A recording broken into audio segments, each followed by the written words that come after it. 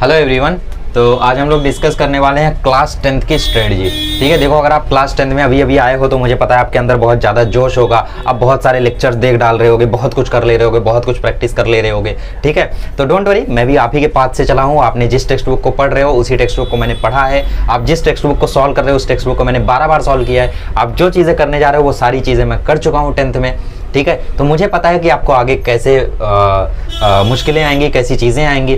ठीक है, और जितने मोटिवेशन से आप इस समय पढ़ रहे होगे उससे 30 गुना मोटिवेशन से इस समय मैं पढ़ रहा था। ठीक है, मैं तुम्हें बता दूं, अप्रैल मंथ में अपने को क्लासेस में मतलब ये बोला गया था, छुट्टी देते टाइम 22-30 दिन की छुट्टी हुई थी।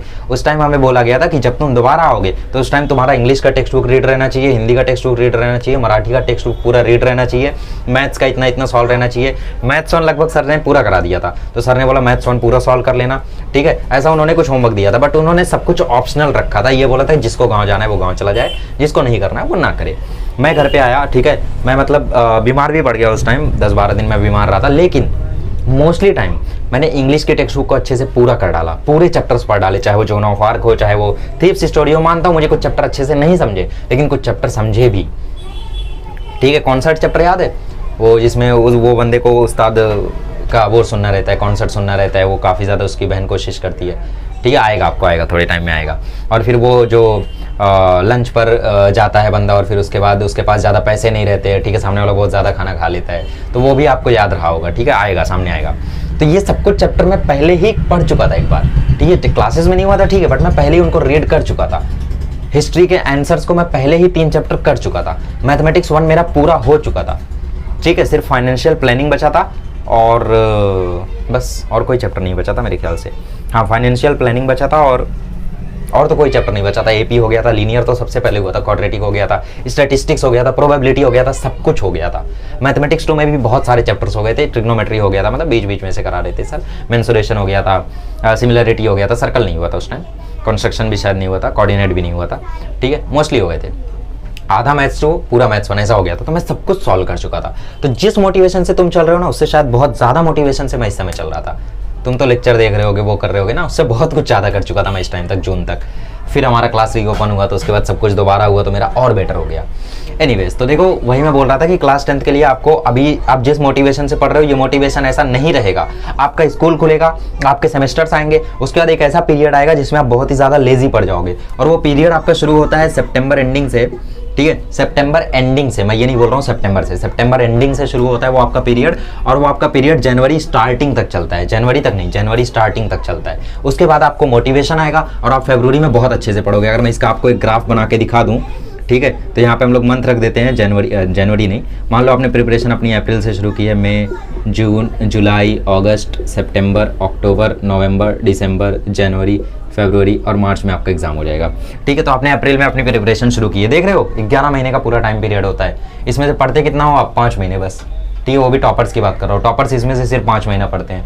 अपना मैं बताऊँ, मैं मई में पढ़ा था, जून में पढ़ा था, जुलाई में पढ़ा था, अगस्त में पढ़ा था, सितंबर, अक्टूबर, नवंबर, दिसंबर बहुत गड़बड़ गया था, फिर शायद जनवरी में मैंने थोड़ा पढ़ लिया था एनीवेज। ठीक है, और थोड़ा सा नवंबर में भी लगा सकते हो। फिर दिसंबर में प्रीलियम चले थे, तो उसमें मैं सिर्फ टेस्ट ही दे रहा था, पढ़ा नहीं था कुछ। तो लर्निंग पीरियड सिर्फ 5 से 6 महीने का होता है। ठीक है, और जो एवरेज स्टूडेंट होता है वो कितना पढ़ता है? वो यहाँ पढ़ लेता है, यहाँ पढ़ लेता है, बात खत्म हो जाती है। तो आपका मोटिवेशन मैं बताता हूँ कैसा रहता है। ठीक है, ये हो गया हमारा हाई और ये हो गया हमारा लो। तो अप्रैल में आप सबका हाई जाता है ऐसे मोटिवेशन, फिर मई, जून, जुलाई तक ऐसे रहता है, फिर एक बैक डाउनफॉल शुरू होता है। ठीक है, सितंबर आते आते उसके बाद आपका मोटिवेशन एकदम लो चलता है, फिर बीच में ऐसा हाई होता है, फिर लो हो जाता है, फिर एक बार पीक पर चला जाता है आपका, मार्च आते आते पीक पर। ऐसे आपका मोटिवेशन चलता है, डब्ल्यू बन जाता है। ठीक है, तो बेसिकली आपका मोटिवेशन अभी बहुत ही ज़्यादा हाई होगा, तो इस मोटिवेशन को आपको यूज़ करना है। तो इसकी स्ट्रेटजी क्या है? इसकी स्ट्रेटजी यही है कि आप लोग मैक्सिमम चैप्टर्स को अभी कंप्लीट कर डालो। ठीक है, आप लोग अभी क्या करो, अपने मैक्सिमम चैप्टर्स को कंप्लीट कर डालो। मैक्सिमम कैसे करें? स्कूल में तो इतना ही पढ़ाया है भैया, स्कूल से पढ़ते कब हो तुम? स्कूल से पढ़ते हो तो ये स्ट्रेटजी यूट्यूब पे कैसे देख रहे हो तुम? मैं तो खाली स्ट्रेटजी, ऐसा हो ही नहीं सकता। स्ट्रेटजी देख रहे हो इसका मतलब पढ़ते भी होगे ना। आप हमारी प्लेलिस्ट खोलो, उसमें इंग्लिश के चैप्टर्स हो, हिंदी के चैप्टर हो, मराठी के चैप्टर हो, 10 मिनट में, 12 मिनट में, 15 मिनट में ऐसे पढ़ाया है बड़े बड़े चैप्टर्स को। शायद ही कोई चैप्टर होगा जिसको मैंने आधे घंटे 1 घंटे में पढ़ाया होगा। 1 घंटे में तो कोई नहीं है लैंग्वेजेस में। मैथ्स भी even 12 minute, 15 minute, 22 minute, 35 minute, इससे ज़्यादा नहीं। ठीक है, क्योंकि मुझे पता है आप 10th में हो, आप उतना ज़्यादा झेल नहीं पाओगे। तो बेसिकली मैक्सिमम चैप्टर्स को अपने कंप्लीट कर दो। और कुछ लोग ये भी समझते हैं कि मैंने अगर कम टाइम में चैप्टर्स को पढ़ाया तो उसमें काट काट के पढ़ाया होगा, सही से नहीं समझाया होगा ना, ऐसा नहीं है। मैंने जिस चैप्टर को मैं पढ़ा रहा हूँ ना, उस चैप्टर को मैंने कम से कम 5 से 6 बार रीड किया है। और अगर मैं तुमसे कोई पैराग्राफ 5 से 6 बार रीड करवा दूँ और तुम्हारे बगल में एक न्यू कमर को बैठाऊं जिसने उस पैराग्राफ को एक बार रीड किया है, कभी रीड नहीं किया है, तो वो बंदा उसी पैराग्राफ को तुमसे 10 गुना कम स्पीड से पढ़ेगा। तो अगर मैं किसी चीज़ को जल्दी पढ़ा रहा हूँ तो इसका मतलब ये नहीं है कि मैं उसमें कुछ कम पढ़ा रहा हूँ, गलत पढ़ा रहा हूँ ना। कंपेयर करके देख लो, कुछ भी कमी नहीं मिलेगी तुम्हें, ठीक है। तो अपने मैक्सिमम चैप्टर्स को तुम अभी कंप्लीट कर डालो। मैक्सिमम बोले तो कितना, मैक्सिमम बोले तो कितना, देखो अपने इंग्लिश में 1 यूनिट कंप्लीट कर दो, हिंदी में तुम 1/3 यूनिट कंप्लीट कर दो, 1/3 मतलब 8 चैप्टर्स को कंप्लीट कर दो, मराठी में तुम 2 यूनिट्स कंप्लीट कर दो, ठीक है। मतलब लेक्चर्स देख के हटा दो और ज़्यादा कुछ नहीं। एप्रिसिएशन है तो एप्रिसिएशन पढ़ लो, लेक्चर्स देख के हटा दो, ठीक है। अच्छा, इंग्लिश में मैंने 1 ही यूनिट क्यों बोला, क्योंकि इंग्लिश में बेसिकली चीज़ें आसान है, तो वो आप बाद में करोगे तो भी चलेगा। लेकिन मराठी में आपको स्थूल वाचन भी पढ़ना होगा, एप्रिसिएशन भी पढ़ना होगा। इंग्लिश में एप्रिसिएशन आसान होते हो, आप नहीं भी पढ़ोगे, समझ के करोगे तो भी हो जाएगा, 5 ही मार्क्स का आता है, ठीक है। उसके बाद मैथ्स वगैरह हो गया, मैथ्स 2 हो गया। तो इसमें आप लोग अपना एक टारगेट बना के चलो कि दोनों में से एक एक्सरसाइज तो मैं ज़रूर करूँगा एक दिन में, एक एक्सरसाइज मैं ज़रूर करूँगा एक दिन में। तुम्हें पता है हम लोगों के क्लासेस में एक दिन में 3-4 एक्सरसाइजेस पढ़ाई जाती थी, 1.1, 1.2, 1.3 एक दिन में, समझ रहे हो। मतलब बेसिकली मुझे आज भी आता है, हमारे क्लासेस में जब लीनियर इक्वेशन शुरू हुआ तो सर ने 1.1 पढ़ाया, फिर क्रेमर रूल पढ़ा दिया सर ने, ठीक है। क्रेमर रूल पढ़ाया, फिर प्रॉब्लम सेट में चले गए, वहाँ से कुछ बेसिक क्वेश्चन उठा दिए पहले ही दिन। तो पहले ही दिन उन्होंने 2 एक्सरसाइज कराई, मैं तो तुम्हें सिर्फ एक करने बोल रहा हूँ। तो एक दिन में अपना टारगेट बना के रखो कि एक एक्सरसाइज तो करनी है, उस एक्सरसाइज का लेक्चर खोलो, ठीक है। अब आप बोलोगे मैं प्रमोशन कर रहा हूँ बार बार, नहीं भाई, मैं जेन्युइनली बोल रहा हूँ, आप मेरे लेक्चर्स को देखो, आप मेरे लेक्चर्स देखोगे रिग्रेट नहीं करोगे, आपको सब कुछ समझेगा। बेसिक से पढ़ाता हूँ मैं, ठीक है। बाकी चैनल्स पर आपको क्वेश्चन से शुरू कर देते हैं कि ये क्वेश्चन ऐसे करेंगे, ये क्वेश्चन ऐसे, मैं बेसिक से आपको बता दूँ कि ये क्वेश्चन ऐसे क्यों करेंगे, लेकिन ठीक है कुछ लोगों को हजम नहीं होता है। एनीवेज, तो बेसिकली आपको एक दिन में एक एक्सरसाइज अपनी करनी है, मैथ्स और मैथ्स 2 की। जिस दिन भी मैथ्स लेकर बैठ रहे हो, एक एक्सरसाइज खत्म करनी है। लेक्चर देख रहे हो, नोट्स बनाते चलो, ठीक है। ऐसा नहीं कि भाई पहले लेक्चर देख लिया, स्क्रीनशॉट ले लिया, स्क्रीनशॉट लेने के बाद इमेज से कॉपी कर रहा हूँ ना, तुम लेक्चर को देखो, उसी टाइम नोट्स बनाते चलो, ठीक है। लेक्चर के साथ ही नोट्स आप बनाते चलो, क्योंकि लेक्चर के साथ अगर आप नोट्स बनाओगे तो आपका काम काफ़ी ज़्यादा आसान हो जाएगा। अब अगर मैं साइंस 1 साइंस 2 की बात करूँ तो ये चीज़ें थोड़ी हार्ड हैं, कॉम्प्लेक्स हैं, इन पर मैं बाद में आता हूँ। हिस्ट्री ज्योग्राफी, हिस्ट्री ज्योग्राफी में आंसर्स को सिर्फ याद करना है। इसका मैंने एक वीडियो रिलीज़ किया होगा, नहीं किया होगा तो थोड़े टाइम में हो जाएगा, तो उस वीडियो को देख लो। उस वीडियो के हिसाब से हिस्ट्री ज्योग्राफी आप अपने पेस पे करो। लेकिन मैं एक चीज़ ज़रूर बोलना चाहूँगा कि आपका जब सेमेस्टर आएगा ना, तो उस टाइम तक हिस्ट्री और पॉलिटिकल साइंस, ठीक है, लिख देता हूँ, आपका जब सेमेस्टर का एग्ज़ाम आएगा तो उस टाइम तक हिस्ट्री, पॉलिटिकल साइंस और ज्योग्राफी, पॉलिटिकल साइंस में आपके 3 चैप्टर हो जाने चाहिए, हिस्ट्री में आपके 6 चैप्टर हो जाने चाहिए और ज्योग्राफी में आपके 5 चैप्टर हो जाने चाहिए। इतने चैप्टर आपके सेमेस्टर एग्जाम तक हो जाने चाहिए, क्योंकि आपका सेमेस्टर अक्टूबर में होगा और मार्च में आपका बोर्ड एग्जाम रहेगा। और बेसिकली अक्टूबर से मार्च वाला जो पीरियड होता है उसमें बहुत कुछ होता है, बहुत कुछ प्रैक्टिकल होगा, आप बीमार भी पड़ोगे शायद वैसे ना पढ़ो, अच्छी बात है, ठीक है। तो इसकी वजह से मैं नहीं चाहता कि आपका ज़्यादा सिलेबस बचा हुआ हो। जैसे मेरे सेमेस्टर तक 7 चैप्टर हो गए थे हिस्ट्री के और बोर्ड एग्जाम तक 7 ही रह गए उससे ज़्यादा नहीं हो पाया, ठीक है। पॉलिटिकल साइंस में मेरा 3 हो गया था, लेकिन बोर्ड एग्जाम तक 5 कर लिया था मैंने। ज्योग्राफी में मेरा 6 हुआ था और बोर्ड एग्जाम तक 7 हो पाया, ऐसा रहता है। तो बेसिकली आप जितना पेस में अभी करोगे वो पेस आगे चल के रिड्यूस होगी, तो कोशिश करो इस मोटिवेशन को मैक्सिमम यूज़ करो।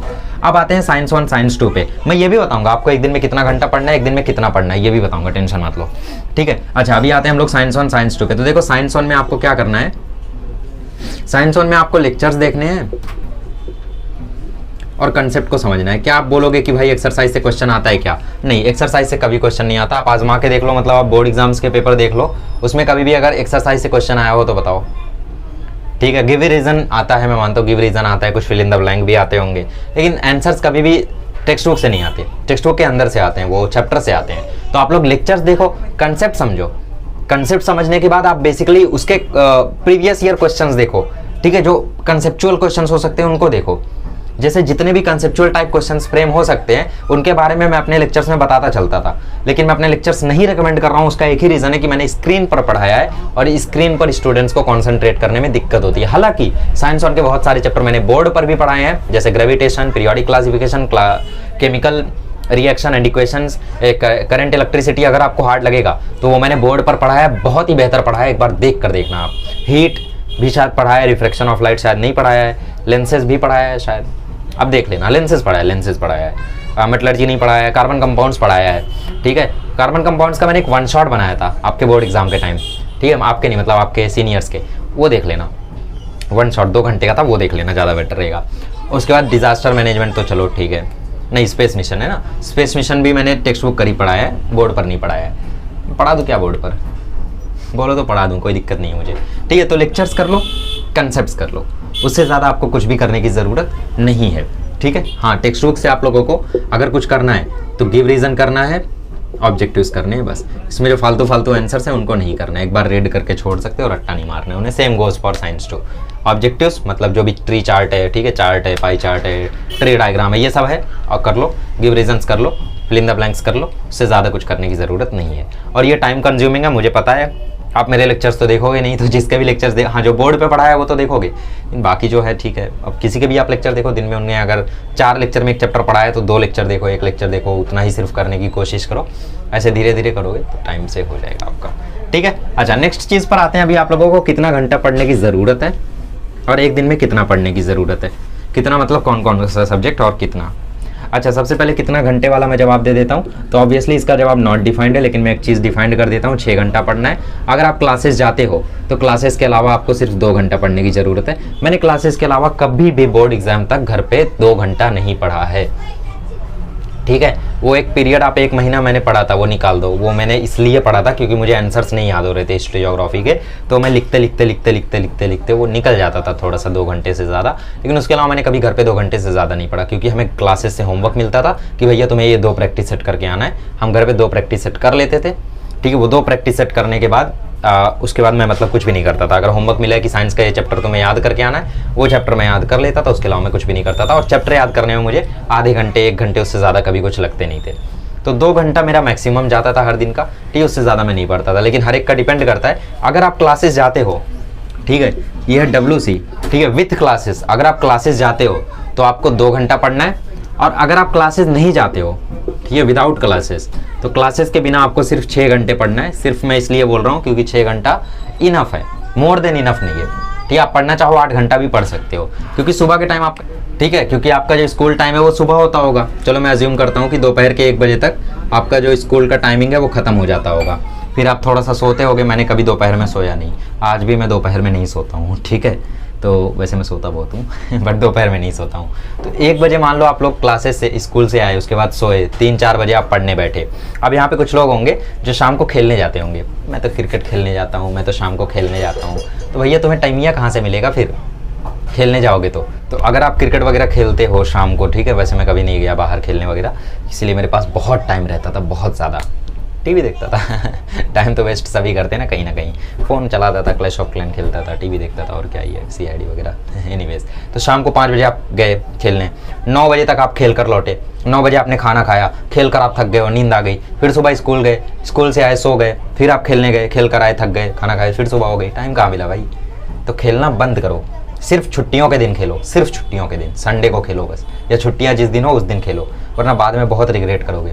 आज अगर तुमने ये हैबिट अपनी चेंज कर ली तो तुम्हारा फ्यूचर बदल जाएगा, ठीक है। डॉक्टर APJ अब्दुल कलाम ने कहा था कि तुम अपना फ्यूचर नहीं बदल सकते, लेकिन अपनी हैबिट्स बदलो, ठीक है। हैबिट्स बदलोगे तो तुम्हारा फ्यूचर अपने आप बदल जाएगा, क्योंकि आज अगर तुमने ये खेलना नहीं छोड़ा, आज अगर तुमने अपना मोबाइल में टाइम वेस्ट करना नहीं छोड़ा, तो कल को तो तुम पछताने वाले हो। फिर ऑब्वियसली छोड़ोगे, तुम कल को छोड़ोगे पढ़ने के लिए, तुम खेलना भी छोड़ोगे, मोबाइल भी छोड़ोगे, तब तक बहुत देर हो चुकी होगी। अभी से छोड़ दो, छुट्टियों के दिन जाओ सिर्फ खेलने, ठीक है।